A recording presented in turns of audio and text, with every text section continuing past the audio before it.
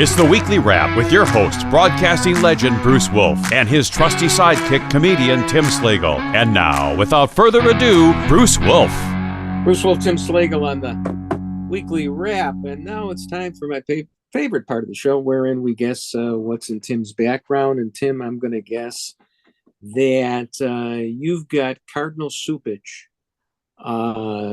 Really, first of all, he's upset that he wasn't named Pope, and he's got to take a backseat to another Chicagoan. And secondly, he is marching right now to protest gun rights in the wake of the terrorist attack in Washington, D.C. Am I right about that? You couldn't be more wrong, Bruce. Okay. It's Memorial Day weekend. Oh my goodness! There you go. I thought it was important to remind everyone that it's not about grilling hot dogs or going to the beach. Yeah, going to the beach. God forbid this weekend.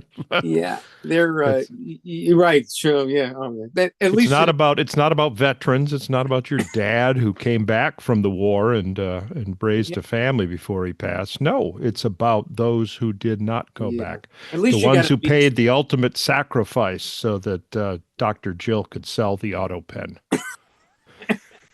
Well, at least you got the beach joke in there. You know, when I saw the rows of monuments behind you, the first thing I thought were dead farmers in South Africa.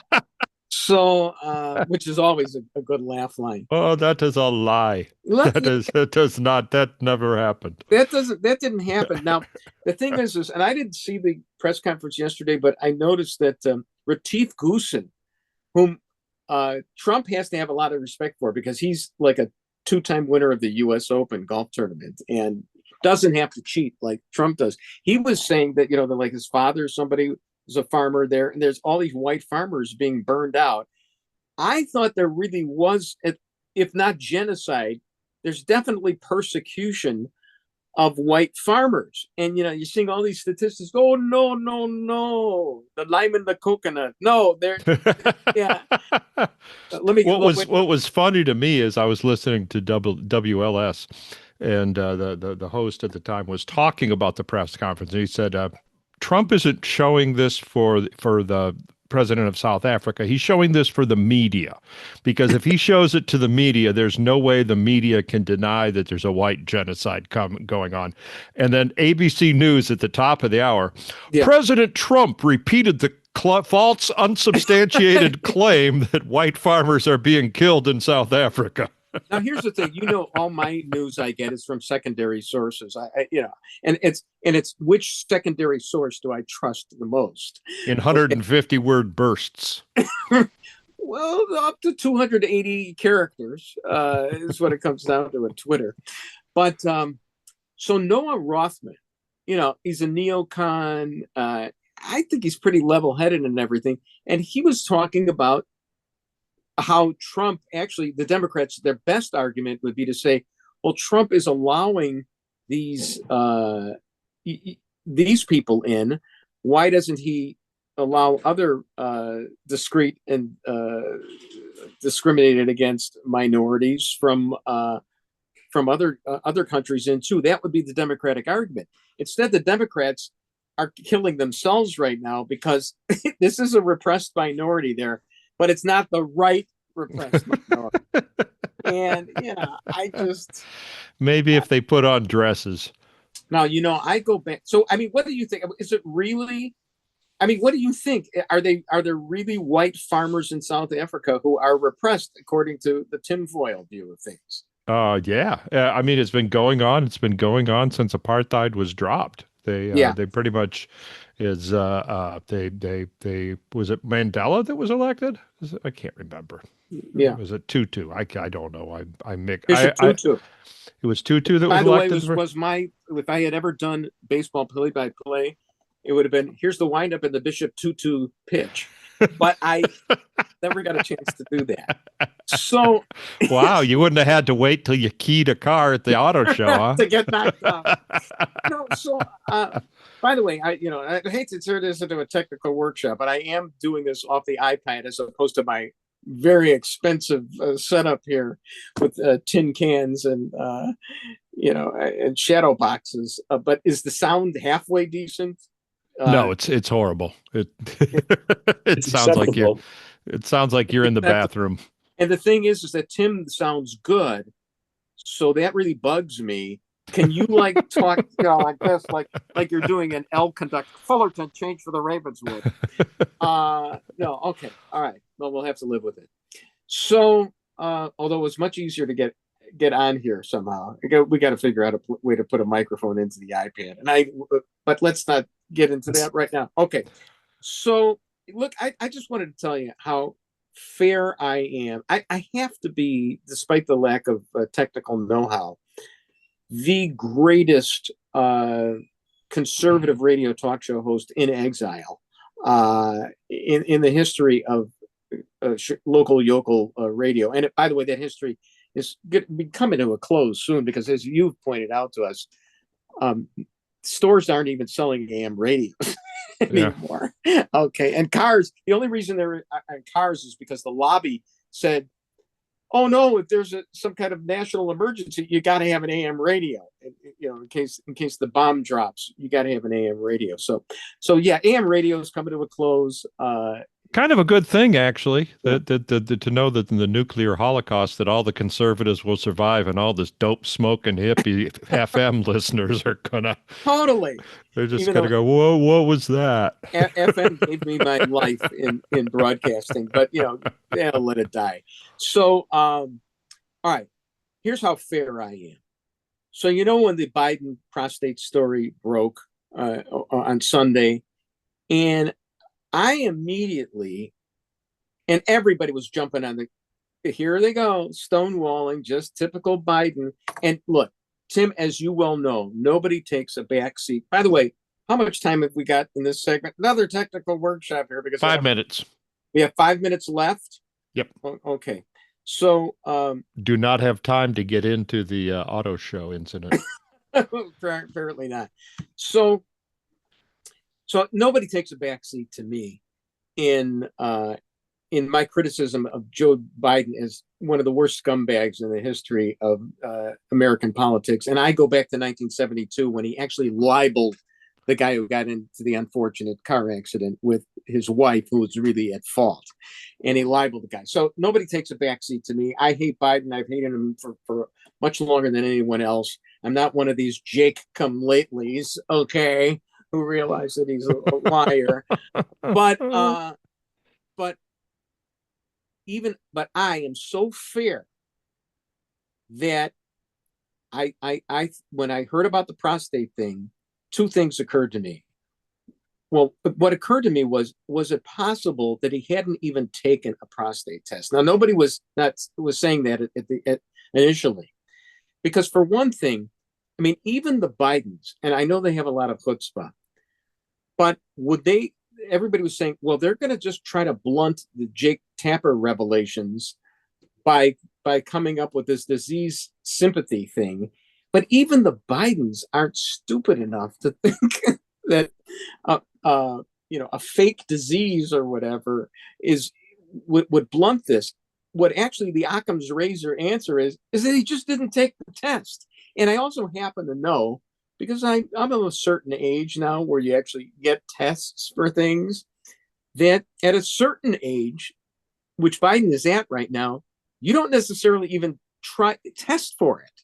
And this thing might have come up on some other kind of scan and they notice it. And also, we should note that if you've got metastatic, which sounds so scary, and it should in most circumstances, if you've got metastatic prostate cancer and you're in your 80s, it's probably not going to be the thing that kills you because it'll be arrested. If it happens when you're younger, yeah, it's a different story. So, all these experts who, are instant experts, like a Clay Travis. And the reason I hate this guy, and you probably don't know who he is, he's making a fortune, which I never got a chance to make, on doing both conservative talk and sports. And he was like all over this. And of course, it was just wrong. And even my favorite podcast, which I steal from all the time, the commentary podcast. I only listened to about 5 minutes of it on Monday because they were on top of Biden. And then later on, it comes out, well, did he really take the test? And at this point, I'm not even sure, but I'm willing to believe that he didn't take it. Okay? Well, I think that the doctor just thought that abnormal lump was his head. See, this is why you're here, Tim, because I'm trying to be serious. I wanted to be serious about Memorial Day. You make a beach joke. Okay, and like I didn't see that you snuck that in there because it's got, oh yeah, right, I've got to be serious. But anyway, but what I loved was this we may have this tweet from Western Lensman. It's about Zeke Emanuel, and this was before and he was, I think he was going even with the cover-up route. And now, if you want to talk about conspiracies, what did Zeke say? He did not develop it in the last 100, 200 days. He had it while he was president, probably had it at the start of his presidency in 2021. I don't think there's any disagreement about that. Okay, possibly. But, two reasons I don't trust Zeke Emanuel. One is because I think he wants his brother to become president. Rahm is running. Okay. I mean, Rob couldn't get elected dog catcher, much less mayor of Chicago. But president of the United States, there's a possibility about that. The other thing is if you remember, and my memory is long on this, Zeke Emanuel, when Obamacare came out, Zeke Emanuel is an oncologist. He said, people shouldn't be living past 75 years old. That's it. He would not try to take extreme measures, whatever, to keep his life going. Less than extreme. Welcome to Logan's Run, huh? Oh my! I mean, it was unbelievable. And so. What was surprising to me is how many Emanuels there are. Good Lord, there's like 7 of them. There's Zeke, Pinky, and Oscar. Pepper Emanuel, Emmanuel, of course. Yeah, let's get back into our 1960s fantasies. Bruce Wolf, Tim Slagle on the Weekly Wrap. Bruce Wolf, Tim Slagle on the Weekly Wrap. All right, Jake Tapper. Here's my question about Jake Tapper, Tim. Why does he have a job right now? I mean, he admitted to journalistic malpractice. I mean, he was on. I like to rip Megyn Kelly, because she cozies up to Tucker, and I think she's you don't like to Tucker. Get back in the game, and and she's a beautiful blonde with a great figure, and I'm not. But but she did a pretty good job of eviscerating Jake Tapper in an interview, and Tapper, he's even hired some kind of damaged PR control outfit to answer the questions, because he wants to nail Biden in this book for the cover up, but he doesn't want to go down with Biden because he was part of the cover up, the media cover up. And John Podhoretz, whom I do take from on the commentary podcast, actually leafed through the Tapper's book, didn't read the whole thing, but leafed through looking for signs that Tapper had admitted to culpability in the book, and apparently has not. This is only like a reaction to the media saying, which Tapper gave credit to. He gave credit to the right-wing media for being on top of Biden all this time, and he says we could have done more. Well, that's enough for me. That's enough for me to say, you're fired. It was the biggest scandal in media history. You covered up the senility of the president of the United States. He shouldn't have been in office, at least as far back as we've been doing this podcast, with or without a good microphone for me. And so he's going around, and it's like nobody ever pays it. Nobody in the Biden administration got fired. Nobody in the liberal media establishment is going to pay for this. Shouldn't somebody's head roll for not having pursued this story? To quote my Twitter post, at Tim Slagle, for those who want to follow me, the book should have been called "If I Did It." Yeah, I saw it. Hey, I think I retweeted that one. You did. You did. So anyway, Right. He's just awful. He's just absolutely awful. And this whole media thing, the Joe Biden cover up, I'm still mad at former Chicago Sun-Times media critic Rob Feeder, who pestered Warner Saunders, my old colleague at Channel 5, about his cancer. But Rob's friend, Gene Siskel, who died of cancer, I didn't know about that until I read Rick Hogan's obituary of Siskel in the Tribune. I read it through the blue plastic of my home-delivered Sunday Tribune. So why did he pursue Warner Saunders, and why didn't he pursue his fellow bald Jew, Gene Siskel? Well, Warner was bald, so no. There's just a lot of cronyism that goes on, and what's great about the best conspiracies are the ones that you don't even have to have secret meetings over because it's like in your blood. Nobody in the media was going to pursue Joe Biden. Woodward and Bernstein, after the fact, acted like Woodward and Bernstein did, against Nixon. But it's just unbelievable. Charlie Cook, writer for National Review, wrote that when the right-wing media was being criticized for going after Biden over the last few years, they were called a disgrace to William F. Buckley Jr. because for dredging or creating these conspiracy theories.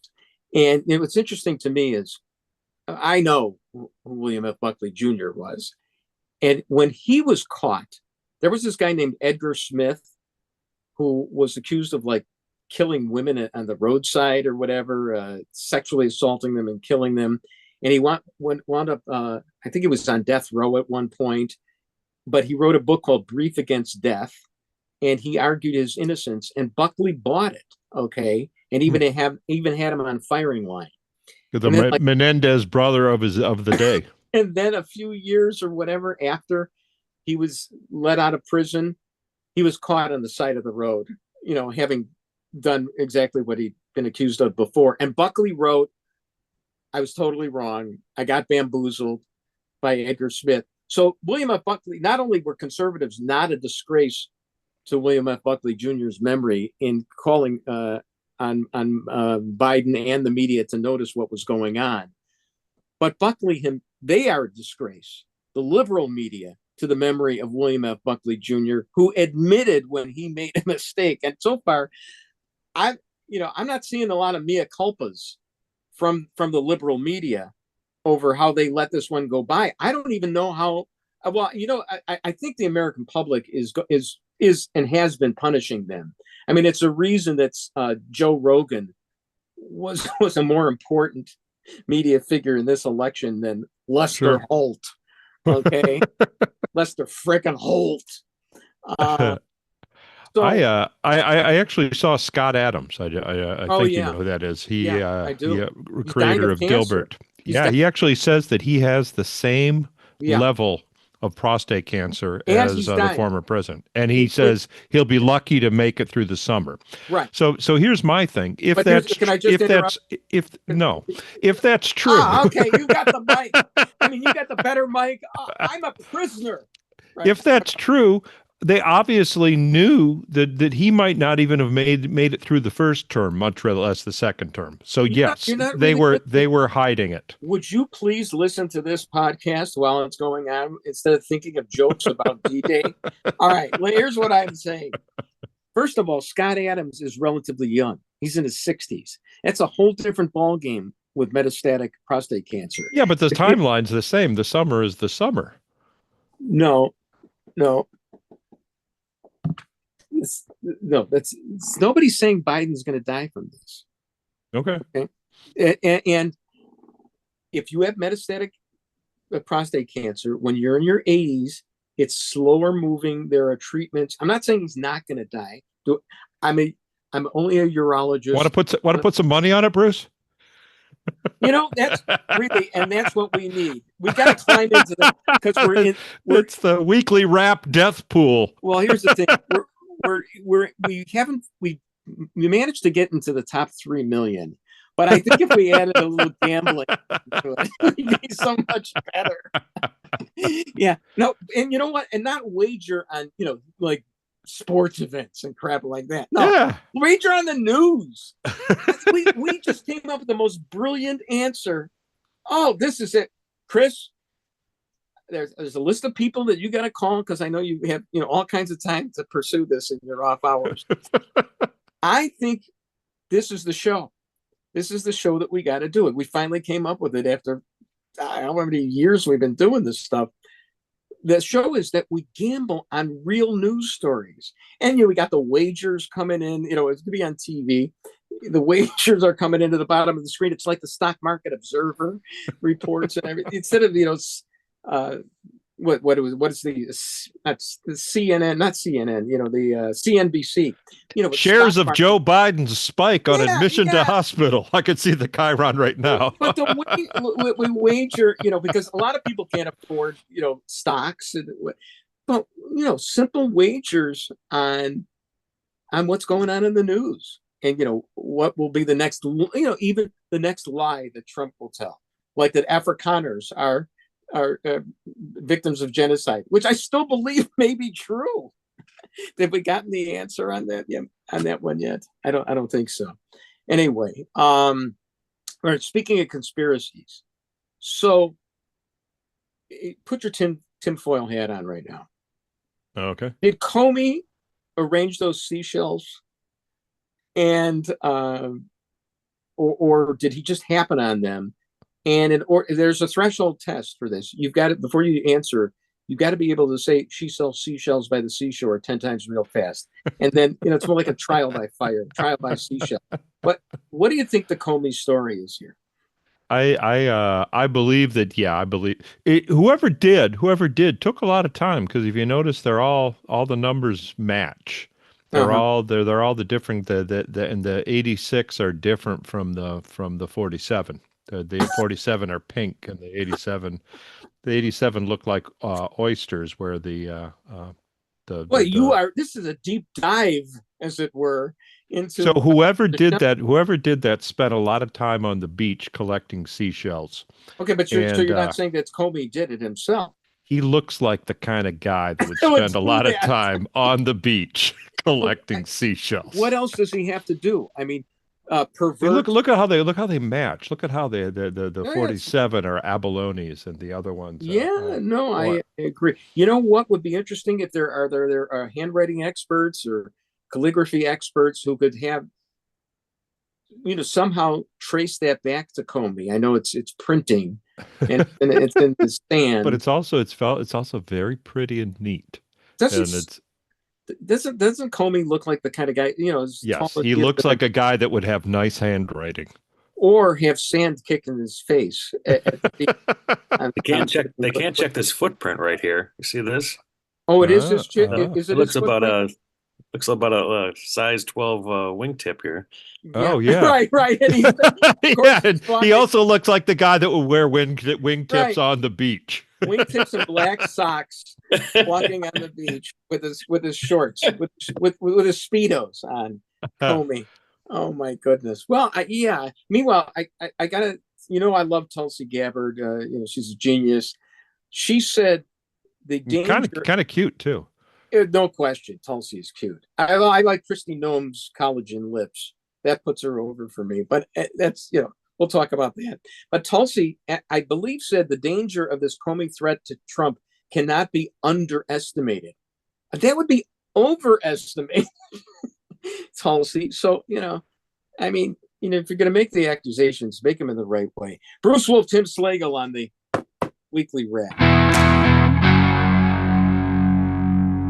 Bruce Wolf, Tim Slagle on the Weekly Wrap. And I'm back. I rule. I sound so much better right now. As a matter of fact, I think I'll change my voice. I'll sound like now it's time for Make Room for Daddy.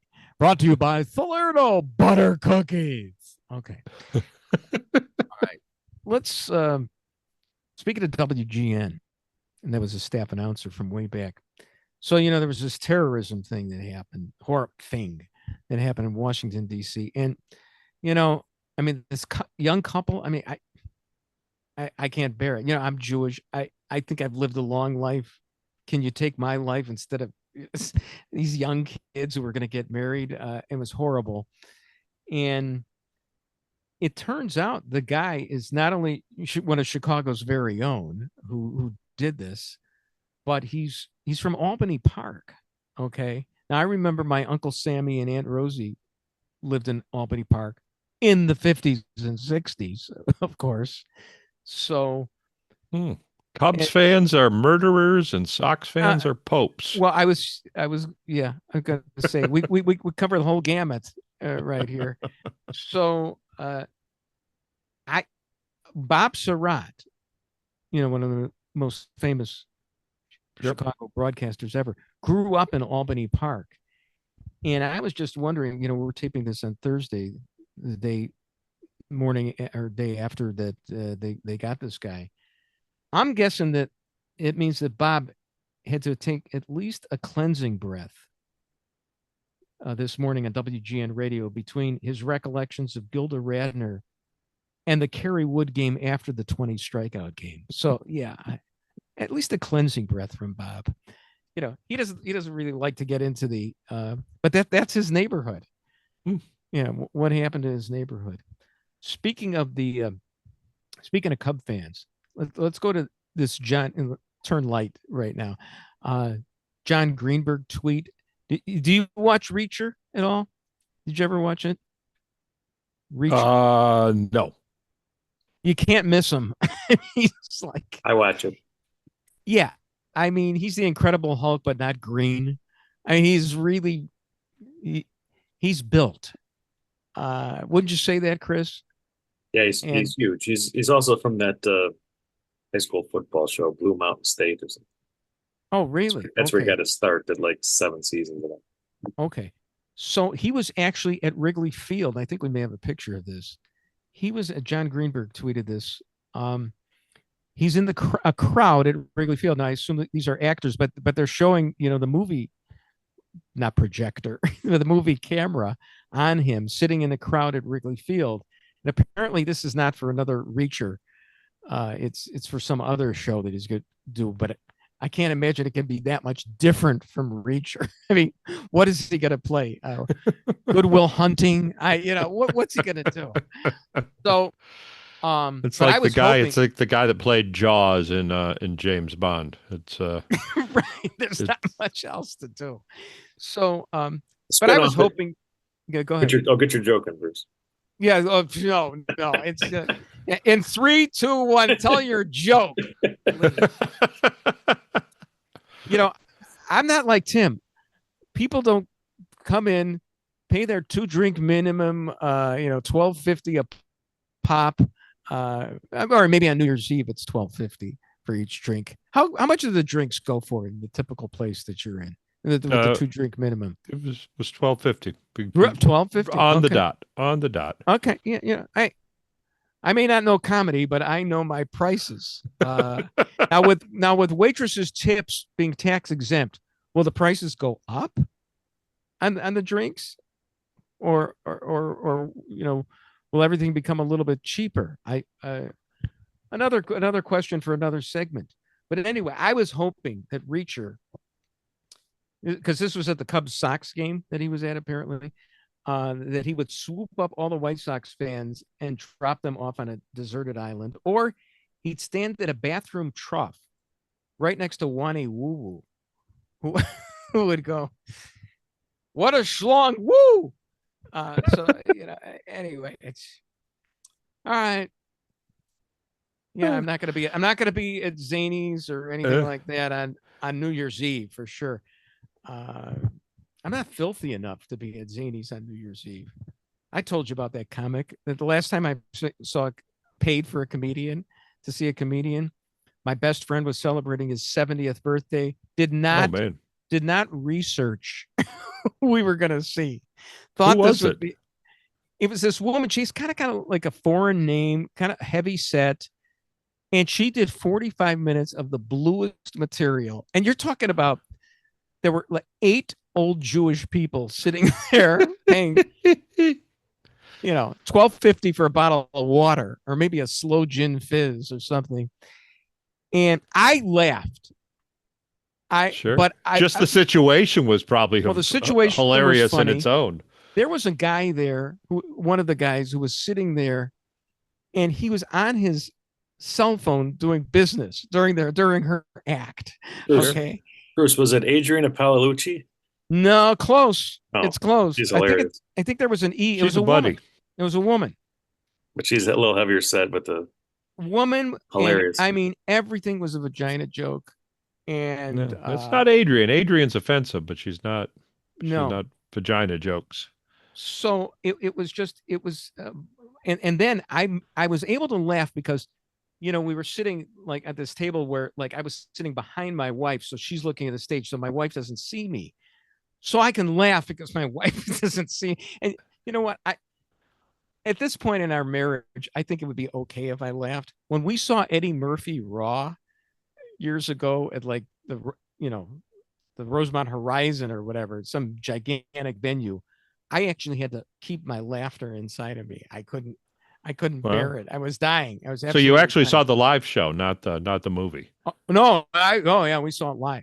I mean, Wow. when he's making fun of Bill Cosby and everything like that, and this is years before. Boy, how did that turn out? Huh? Yeah, I tell you.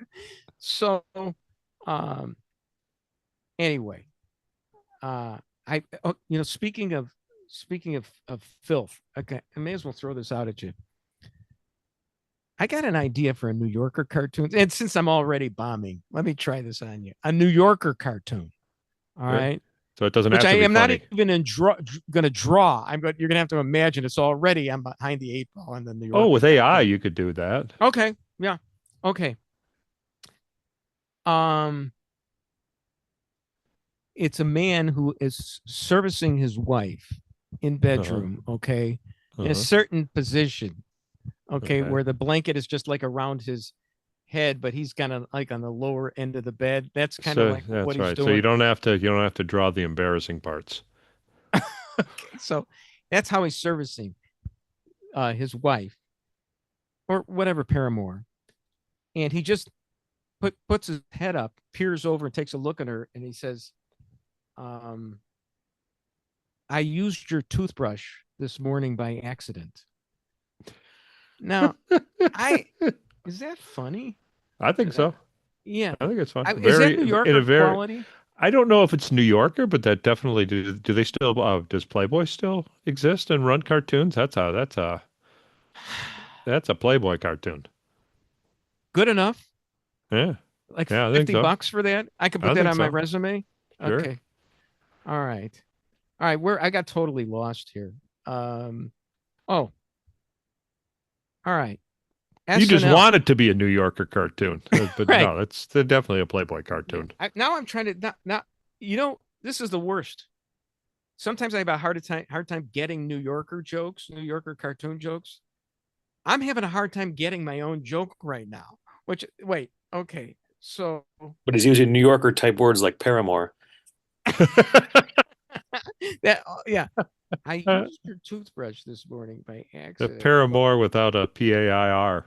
See this, okay. So, because this reminds him what he's doing right now will remind him that he's going to need a toothbrush later. Okay, and that's okay. Yeah, all right. Yeah, but also, it's like if her face is in disgust, it's like, oh, you used my toothbrush. Yeah, right. That's really bad. Yeah, it works on a couple of levels. Yeah, sure, I'm okay with it. Okay. Yeah. No, I like it. All right. Have AI sketch it for you and submit it. All right. We'll do it. And I'll give you a half. Sure. So, Saturday Night Live, their final episode, they had a newscast where the newscasters are using puns to describe the most horrific things that are going on, because newscasts do that. All right. They think it's clever and they don't realize how tasteless it is. So they had one, Scarlett Johansson was the newscastress, and a woman was assaulted on a train, and Scarlett Johansson starts it up by saying, "Next stop, the hospital." It's just like, and then there's a murder-suicide, and somebody says, "I'll have what she's having." It's just, it's good stuff. It's funny, but that's art. I lived it. on NBC, the network of Saturday Night Live. Have I mentioned this one before, that I'm working for NBC when the Virginia Tech massacre occurred in 2006, I think it was, or 2007, the beginning of 2007, and the killer had used social media. And so because alliteration is so clever, NBC nationally had something like multimedia massacre in one of their chyrons, okay?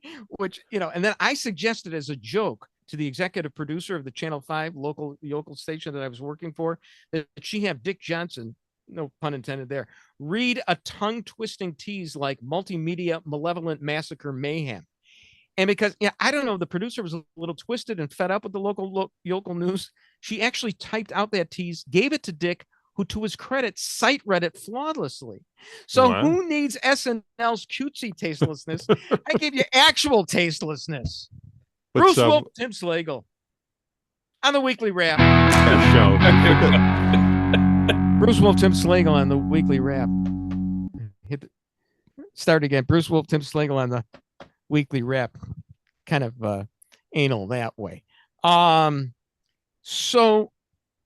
This is terrible. Dan Bongino believes that Epstein killed himself. Tinfoil hat. What are we going to do? Kash Patel and Dan Bongino have gone deep state. Well, he said there's no evidence that he did not kill himself. Look, I got to tell you something about Dan Bongino, and I think I've mentioned this before. And I feel really honored because I had the deputy director of the FBI before he had that job, but still, he eventually became it. He sicked his Twitter posse on me twice. Wow. Because I said, and when you get Dan Bongino's Twitter posse on you, it's just like you can't get rid of it. Yeah. So, and because I said that, hey, look, I voted for Trump too, but I don't have to suck up to him like you do. Oh dear. And he just let me have it. Wow. And now I'm thinking, well, this guy, well, first of all, it's more suck up to Trump because Trump probably said, oh, we can't go there. All right. But because of that, he's gone deep state. I mean, if you can't believe Dan Bongino anymore, what can you believe in? It was kind of a distraction too, isn't it? I mean, does it matter whether he killed himself or not? And it's in my guess, if he didn't kill himself, who did? Who was it? Well, that's the fun of it. I mean, let's look at the culprits. What is it? What is that? MI13? Is that what? No, not MI13. What's the British intelligence? MI6. MI6. M13 is. Yeah, I know. No, it's the 13th Congressional District of Michigan. Come on. Sure, which is where your where your my sister represents is. that. Yes, of course. Right, I know that. No. But it could have been MI6. I mean, they've been suspect in a number of killings, including Princess Di, or Lady Di at the time, I believe. Sure. So it could have been there because to hide up the Prince Andrew. It could have been Hillary, because she was considering a run for president again and did not want. It could have been the CIA. I mean. There's so many. I got to tell you something, suspects. though, Tim. I got to tell you something. Your list of suspects here, rounding up the usual list of suspects, has lost a little bit of resonance now that Dan Bongino doesn't even buy it. Okay. Well, no, but one thing it's going to look like it's if it's one thing, it's going to cause diplomatic problems between the United States and the United Kingdom. Another one, it's going to sound like, just another attack on Hillary. A third one, it's the CIA, and it's they're like, hey, Bongino, it's we can sure. Well, no, they're quiet enough. You think we don't know how to do this now? You think? So. And you know what? I mean, when you think about Joe Biden being able to bamboozle the media about his senility, I'm willing to believe everything, and I'm willing to believe that Dan Bongino has gone deep state. Gone deep state. All right, can we briefly, because I know we'll run out of time. Did you know George Wendt at all? Not well. You did know? I've met him. Yeah, Okay. It's a very fortunate guy. He bragged that he said, I will never have to buy another beer the rest of my life. Yeah, pretty funny. Because he says I walk into a bar and there's more beers in front of me than I can consume. It's great. So I was actually in a show with George Wendt. Okay. Oh. It was the guy who does the super fans, who you now probably only see as Triumph, the insult comic dog, Rob Smigel. So when George Wendt died, he wrote about Wendt, and I wrote to Triumph, because I only speak through the dog. I don't get Sure. direct access to Rob Smigel. So I say, Triumph, weren't we in a show with George Wendt at the Park West? It was like a one performance special night of a play that Rob Smigel had written about the superfans, that a screenplay or something that had never, made it to film. And he said, oh yeah, Wendt was there. And actually my favorite part of that, and did this character that I did for years, you might not be aware of, chit chat. So was Triumph in the play or Triumph? I don't think Triumph had Triumph asks Smigel. I don't think he had been spawned or whatever. Yeah, I didn't think so. Dogs do. So this was like in 2010. It was 15 years ago. And the big thing I remember about that performance is, I mean, if you see the pictures in there, there's Mike Ditka in there, and Joe Mantegna and George Wendt, and there were Rich Roper was there, and there were a few other people, and we're all in the Rick Tellender, I think, is in there as well. You don't see him on the right. We're all in the the dressing room, about to go on stage. It's really crowded in there, and Ditka is at the door. So I yell out, because it feels like, we're going out for the big game. I go, hey, coach, any words of inspiration? And he deadpans. He says, just give it all you got, because we're going to lose anyway. And then he runs out the door. I mean, it was great. He was coach. All right. So I think George Wendt's career would have gone a lot further had John Goodman never been born. You know what? Right. That is like, who was it that said Brian Dennehy got all the big parts? Oh, Dick Butkus. I'll never forget it.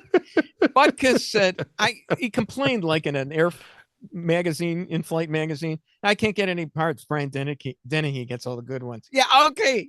Yeah. If there ever was a call for Brian Dennehy to bite a referee's finger, then I'd be upset about it. But yeah, okay. So Hollywood only has certain rooms for types. Once they'll focus on one type and everyone else is out of work. It's Peter Dinklage is the little person, and Whoopi Goldberg was out of work once they discovered that Queen Latifah could act. I'll tell you, it's all timing. So I remember meeting George Wendt, and very briefly, and we had this reading. I mean, we did the play, but it was just a reading, sitting at tables. And I never forget, because this is the only time I met him. He said something to me, and I can't remember the exact sentence, but he said my name to me.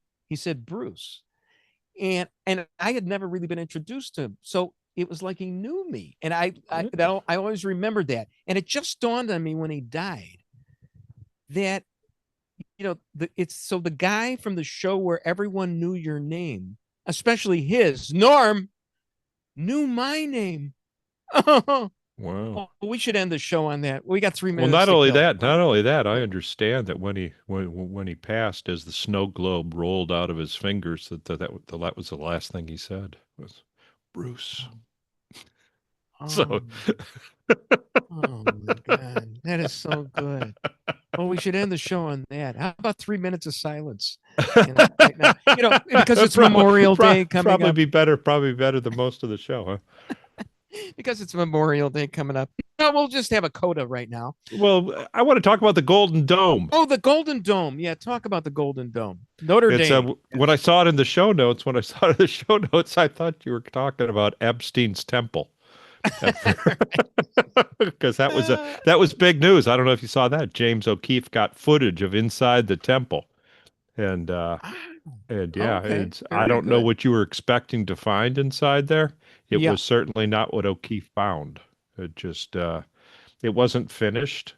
and it was just supposed to be like a piano room. Was it Al Capone's vault? I mean, was it pretty much? Yeah, pretty much. I mean, that? you expected like a big sacrificial altar, and places where they had drains that go into a big chalice where you could drink the blood of the Virgin after after her throat is slit. Nothing like that. No. Yeah, it was disappointing as Fenway Park was to me when I came up to the Green Monster and it looked like a ping pong table on its side. And it's actually that door is like painted on. It's all just an effect. It's not really. It's not really as elaborate as you think. They still don't know why he was building it. I think, and this is my speculation, that he wanted to make an observatory, but didn't live long enough to acquire the telescope. What was he going to be like, peeping Tom into the next island or something like that? Or no, just wanted to look at the planets. So it's the inside of the dome is painted with zodiac pictures. See, some people would think that Golden Dome, we were going to be talking about this missile defense that's going to cost $500 billion and it's an important issue. But no, some things take precedence. I have heard from my secondary sources, because they're better than my tertiary ones, that this thing wouldn't necessarily work. And let alone the fact that we can't afford it right now. I mean, what are we going to cut? I mean, we got to give waitresses the deduction for tips. Or you know what, Bruce? That's what they were saying. They were back when they were mocking Reagan's Star Wars plan. Yeah, and the Russians believed them, and then they gave up. That's what happened. A and B, Israel still stands, and had it not been for that, exactly. Yeah. So totally. I don't trust the naysayers this time around. Well, that is a profound way to end this show. So we got 30 seconds to kill. So go ahead. Your Memorial Day address. It's thanks to all the soldiers who paid the ultimate price, but not to the soldiers who came back. This is not. Thank you for your service this weekend, Larry. They get a Monday in November, which is enough. And I think Trump wants to have another day too, doesn't he? The day that World War II ended in.